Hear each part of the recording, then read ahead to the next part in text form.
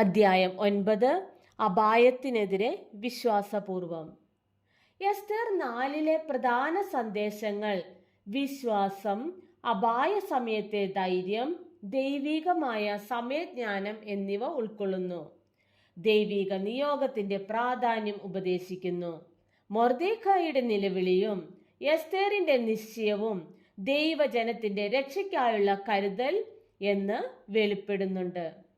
4-ാം അധ്യായം 1-ാം വാക്യത്തിൽ മൊർദെഖായിയുടെ നിലവിളിയെക്കുറിച്ച് പറയുന്നുണ്ട്. മൊർദെഖായി വസ്ത്രം കീറി രട്ടുടുത്ത് വെണ്ണീർ വാരിയിട്ടും കൊണ്ട് പട്ടണത്തിൽ ചെന്ന് കൈപ്പോടെ അത്യുച്ചത്തിൽ നിലവിളിച്ചു എന്നാണ് പറയുന്നത്. എസ്തേറിന്റെ നിശ്ചയം നാം കാണുന്നത് 4-ാം അധ്യായം അതിന്റെ 16-ാം വാക്യത്തിലാണ്. ഞാൻ നിയമപ്രകാരമല്ലെങ്കിലും രാജാവിന്റെ അടുക്കൽ ചെല്ലും, ഞാൻ നശിക്കുന്നു എങ്കിൽ നശിക്കട്ടെ. ഉപവാസത്തിന്റെയും പ്രാർത്ഥനയുടെയും പിൻബലത്തോടു കൂടിയ പ്രവൃത്തിയുടെ മഹത്വം വലിയതാണ്.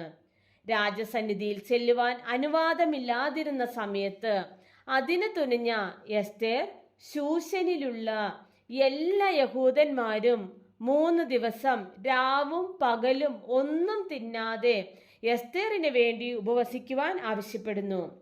4-ാം അധ്യായം 16-ാം വാക്യത്തിൽ നാം കാണുന്നുണ്ട്, എസ്തേറും വാരിക്കാരത്തികളും അങ്ങനെ തന്നെ ചെയ്യുന്നു എന്ന്. ഒരു ജനതയ്ക്ക് മുഴുവൻ ആശ്വാസവും അവരുടെ ശത്രുക്കളുടെ മേൽ ജയവും ഉണ്ടാകുന്നു. അനുതാപത്തിനും കണ്ണുനീരിനും ഉപവാസത്തിനും ദൈവാശ്രയത്തോടു കൂടിയ പ്രവർത്തനത്തിനും ദൈവം നൽകുന്ന മറുപടിയാണത്. രാജാധികാരത്തോടെയുള്ള ഹാമാന്റെ യഹൂദ വംശഹത്യ ഉത്തരവ് കേട്ട മൊർദെഖായിയുടെ ഖേദവും പ്രതിഷേധവും വിവരിക്കുന്നു. 4-ാം അധ്യായം 1-ാം വാക്യത്തിൽ പറയുന്നു, മൊർദെഖായി വസ്ത്രം കീറി രട്ടുടുത്ത് വെണ്ണീർ വാരിയിട്ടും കൊണ്ട് പട്ടണത്തിന്റെ നടുവിൽ ചെന്ന് കൈപ്പോടെ അത്യുച്ചത്തിൽ നിലവിളിച്ചു.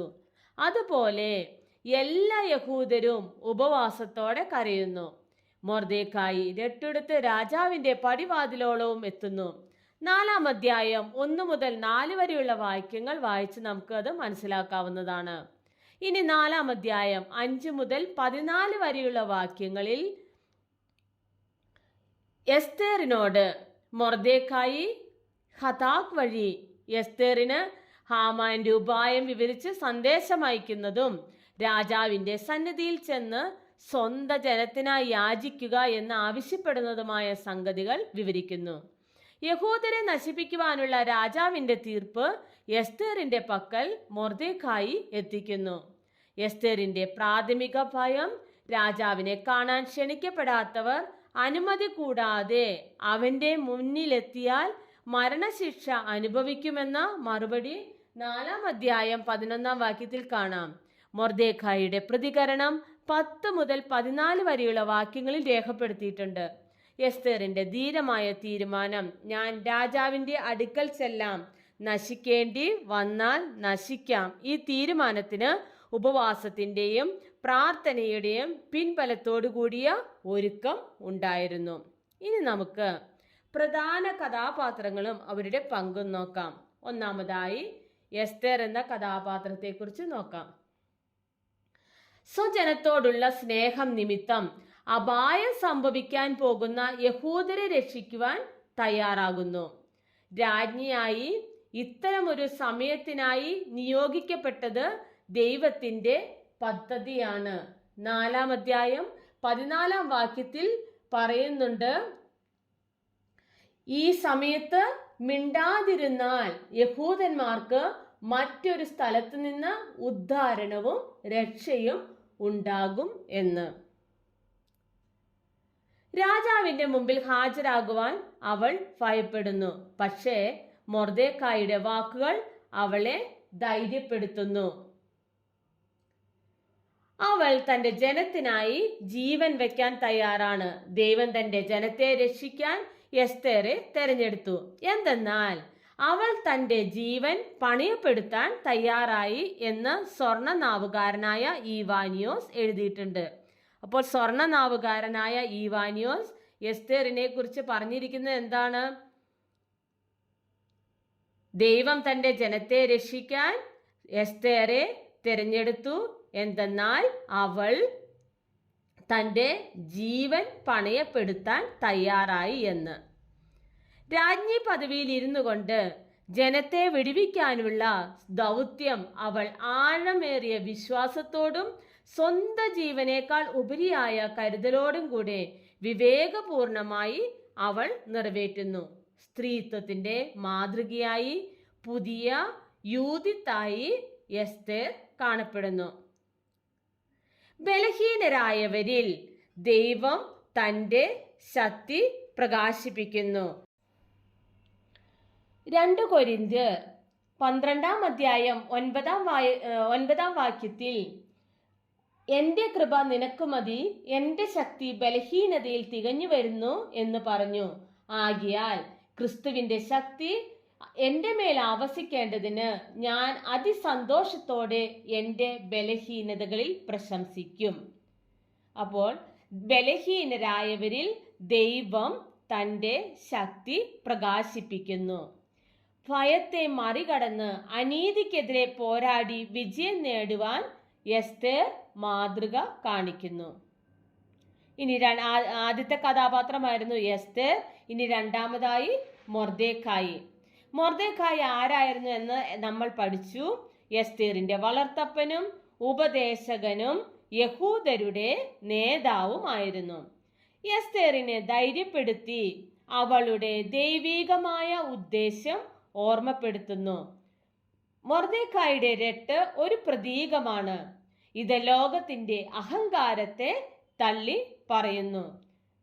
നേതൃസ്ഥാനത്തിരിക്കുവാൻ എല്ലാ പ്രാകാരത്തിനും യോഗ്യനാണ് മൊർദെഖായി. എന്തുകൊണ്ടാണ്?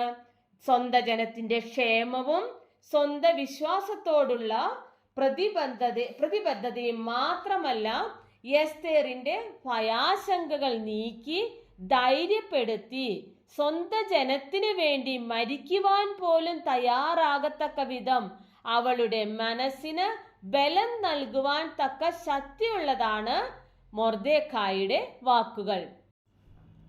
മുഴുവൻ യഹൂദരെയും ഒരുമിച്ച് നിർത്തുവാനും ഒരുപോലെ പ്രതികരിക്കുവാൻ അവരെ ഒരുക്കുന്നതിനും ഈ നേതൃപാടവം അദ്ദേഹത്തെ സഹായിച്ചു.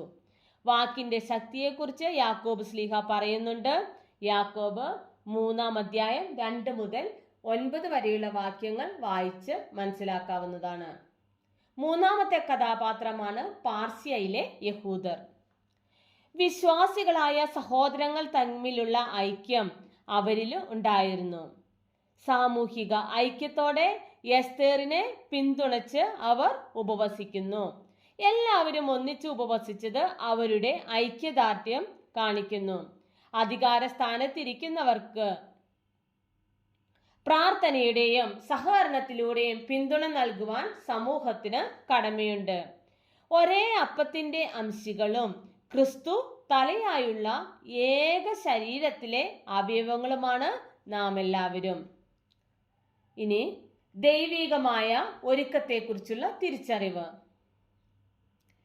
4 അധ്യായം 14 വാക്യത്തിൽ നാം കാണുന്നു, ഇങ്ങനെയുള്ള ഒരു കാലത്തിനായിട്ടല്ലോ നീ രാജസ്ഥാനത്ത് വന്നിരിക്കുന്നു എന്ന് മൊർദെഖായി പറയുന്നുണ്ട്.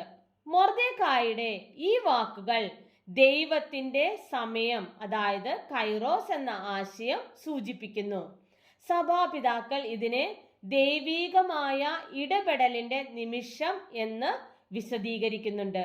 ദൈവത്തെ സ്നേഹിക്കുന്നവർക്ക് നിർണയപ്രകാരം വിളിക്കപ്പെട്ടവർക്ക് തന്നെ സകലവും നന്മയ്ക്കായി കൂടി വ്യാപരിക്കുന്നു.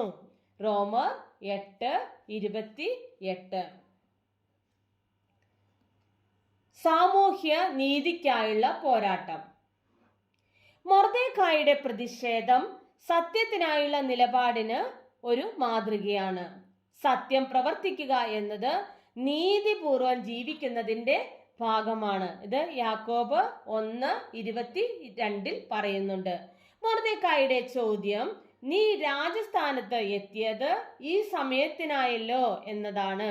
അതോടൊപ്പം ദൈവത്തിൽ അവനുണ്ടായിരുന്ന ഉത്തമ വിശ്വാസവും അവിടെ തെളിഞ്ഞു കാണാം.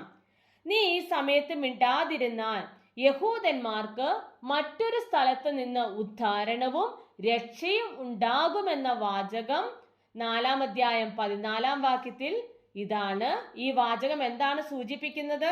4-ാം അധ്യായം 14-ാം വാക്യം സൂചിപ്പിക്കുന്ന, നീ ഈ സമയത്ത് മിണ്ടാതിരുന്നാൽ യഹൂദന്മാർക്ക് മറ്റൊരു സ്ഥലത്ത് നിന്ന് രക്ഷയും ഉദ്ധാരണവും ഉണ്ടാകുമെന്ന വാചകം ദൈവത്തിൽ അവനുണ്ടായിരുന്ന ഉത്തമ വിശ്വാസവും തെളിഞ്ഞ് കാണുന്നുണ്ട്. ഉപവാസത്തിന്റെയും പ്രാർത്ഥനയുടെയും ശക്തി, ഇത് നമ്മൾ ഒന്ന് പഠിച്ചതാണ് ഉപവാസത്തിന്റെ ശക്തിയെക്കുറിച്ച്. ഇനി ഹാമാന്റെ ഉപായങ്ങൾ സാത്താന്റെ തന്ത്രങ്ങളെ പ്രതിഫലിപ്പിക്കുന്നു. നമ്മുടെ പ്രാർത്ഥനയും ഉപവാസവും അതിനെതിരെയുള്ള ആയുധമാണ്. വലിയ മാർ ബസേലിയോസ് ഉപവാസത്തെ ആത്മാവിന്റെ ആയുധമെന്ന് വിശേഷിപ്പിക്കുന്നു. നിനവേയിലെ ഉപവാസം യോനായുടെ പുസ്തകത്തിലുണ്ട്. 3-ാം അധ്യായം 5-ാം വാക്യത്തിൽ ദാനിയേലിന്റെ 21 ദിവസത്തെ ഉപവാസം, ദാനിയേൽ 10-ാം അധ്യായം 2-3 വാക്യങ്ങൾ എന്നിവയും നമുക്ക് ഇതോട് ചേർത്ത് ചിന്തിക്കാവുന്നതാണ്. പ്രാർത്ഥനയും ഉപവാസവും ദൈവത്തിന്റെ ഇടപെടലിനായുള്ള ഒരുക്കമാണ്. ദൈവത്തിൽ വിശ്വസിച്ച് അവനിൽ സമ്പൂർണമായി ആശ്രയിച്ച് ജീവിപ്പാൻ സാധിക്കുക. എസ്തേറിന്റെ തീരുമാനം നമ്മെ ഓർമ്മപ്പെടുത്തുന്നത് ദൈവത്തിന് സകലവും സാധ്യമാണ് എന്ന് തന്നെയാണ്. മത്തായിയുടെ സുവിശേഷം 19-ാം അധ്യായം 26-ാം വാക്യം, ദൈവത്തിന് സകലവും സാധ്യമാണ്. മനുഷ്യന്റെ ബോധ്യങ്ങൾക്കപ്പുറമാണ് ദൈവപ്രവൃത്തി എന്നും ഉറപ്പായി പ്രസ്താവിക്കുന്നു. നമുക്ക് ഓരോരുത്തർക്കും ദൈവികമായ തെരഞ്ഞെടുപ്പ് ലഭിച്ചിരിക്കുന്നു. ദൈവത്തിൽ വിശ്വാസം അർപ്പിക്കുവാനും ദൈവത്തോടും സമൂഹത്തോടുമുള്ള കടമ ധീരതയോടെ നിറവേറ്റുവാനും സത്യം ആചരിപ്പാനും പ്രതിസന്ധികളെ ദൈവാശ്രയത്തോടെ തരണം ചെയ്യുവാനും ഹാമാനെ പോലുള്ള ദുഷ്ടാത്മ ശക്തികളെ എതിർപ്പാനും നമുക്ക് കഴിയണമെന്ന വസ്തുത എസ്തേർ അധ്യായം 4-ാം അധ്യായത്തിൽ കാണുന്നു. എസ്തേറിന്റെ പുസ്തകം 4-ാം അധ്യായത്തിൽ കാണുന്നു.